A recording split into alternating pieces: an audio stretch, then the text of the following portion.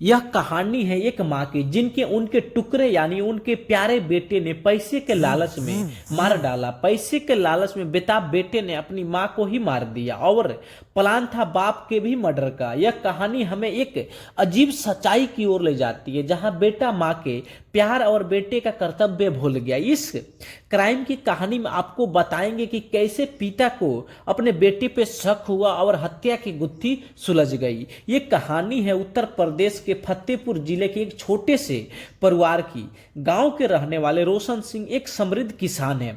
उनके परिवार में पत्नी एक समृद्ध प्रभा देवी और बेटा हिमांशु है। रोशन सिंह हनुमान भक्ति में विश्वास रखते हैं और हर मंगलवार को वह चित्रकूट के राजापुर कस्बे में स्थित हनुमान मंदिर जाते हैं। एक बार की बात है जब रोशन सिंह पूजा करके घर वापस लौट रहे थे तो उनकी पत्नी उनको कहीं नहीं दिखाई दे रही थी। वे सोचते हैं कि हो सकता है किसी काम की वजह से घर से बाहर गई होगी और वह किसी काम में व्यस्त हो गए। लेकिन काफी ज्यादा देर हो जाने के बाद भी जब उनकी पत्नी नजर नहीं आई तो अपने बेटे यानी हिमांशु से पूछते हैं कि तुम्हारी माँ कहीं दिखाई नहीं दे रही है मुझको। तो उनका बेटा बोल पाता है कि मुझे भी कुछ पता नहीं है। उसके बाद रोशन सिंह और हिमांशु ने प्रभा देवी को ढूंढने के लिए गांव के कोना कोना छान मारा, लेकिन पत्नी का कुछ आता पता नहीं चला। उन्होंने गांव के लोगों से भी पूछा, लेकिन गांव के लोगों ने यह बोल दिया कि प्रभा देवी को किसी ने नहीं देखा। अब रोशन सिंह को चिंता सता रही थी। वह निराश होकर वापस घर लौट आए। उन्हें लगा कि कुछ बुरा हो गया है और उन्हें अपनी पत्नी को खो देने का डर सता रहा था। यही बात वह रात भर सोचते रहे और उस रात वह नहीं खाना खाए और नहीं सोए। लेकिन उनका लड़का मस्त खाना बनाया और मस्त पूछता है कि आप भी खा लो, लेकिन यह माना कर देते हैं कि तुम खा लो, मैं बाद में खाऊंगा। और लड़का खाना खाकर मस्त अपना नींद मार रहा है। अगले दिन उन्होंने पुलिस को सूचित किया और उन्होंने प्रभा देवी को ढूंढने के लिए जांच शुरू कर दी। के बाद कुछ बहाना बनाकर हिमांशु ने अपने बाप से बोलता है कि पिताजी शायद माँ जाते हुए मुझे बोली थी कि वह अपनी दादी के घर जाने की बात कह रही थी। मुझे ठीक से सुनाई नहीं दिया क्योंकि मैं दूसरा काम कर रहा था।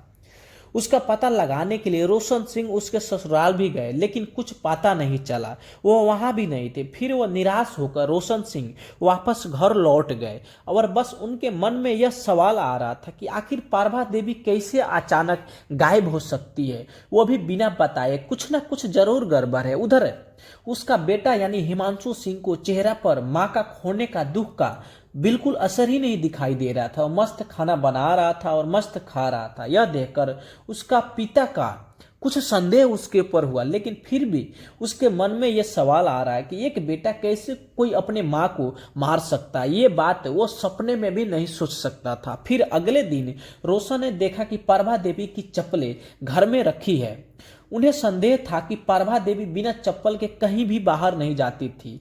उन्होंने तुरंत पड़ोसियों से पूछताछ की तो पता चला कि हिमांशु सोमवार को रात ट्रैक्टर से बोरा में लेकर कहीं जा रहा था। जब रोशन ने अपने बेटे से इस बारे में पूछा तो उसने कहा कि यह बोरी नहीं, उसने कुछ और ही देखा होगा। उसने कुछ बहाना बनाकर टाल दिया। इसके बाद रोशन सिंह ने प्रभा देवी की खोजबीन शुरू की, लेकिन कुछ आता पता नहीं चला। और देर रात जब रोशन सिंह थके हारे घर लौटे तो उनका बेटा मौजूद था। इस दौरान गांव में यमुना नदी के किनारे बोरे में बंधा हुआ था और नहीं बल्कि यह शव प्रभा देवी का था। उधर जैसे ही पता चलता है कि प्रभा देवी का शव पता चल गया, उधर हिमांशु भी घर छोड़कर फरार हो जाता है। उसके बाद रोशन सिंह को जैसे खबर मिलती है तो वह तुरंत यमुना नदी के किनारे पहुंचते हैं। इस पर रोशन सिंह का शक यकीन में बदल गया। इसके बाद बेटे हिमांशु पर पत्नी की गला घोंटकर हत्या करने और शव को ट्रैक्टर से यमुना नदी किनारे फेंकने का आरोप लगा। घटना के संबंध में रोशन सिंह ने बताया कि उनके बेटे ने मेरा और पत्नी का 50-50 लाख का रुपए का बीमा करवाया था। बीमा का रकम पाने के लिए उसने अपनी मां की हत्या कर दी। इससे पहले भी वो अपने चाचा के घर में आभूषण गायब कर चुका है। हिमांशु ने अपनी मां की बीमा पॉलिसी के कागजात अपने पास रखे थे। पॉलिसी में हिमांशु के नॉमिनी में नाम था। फिलहाल पुलिस ने मृतका के पति रोशन की शिकायत पर बेटे हिमांशु के खिलाफ हत्या का मामला दर्ज कर लिया।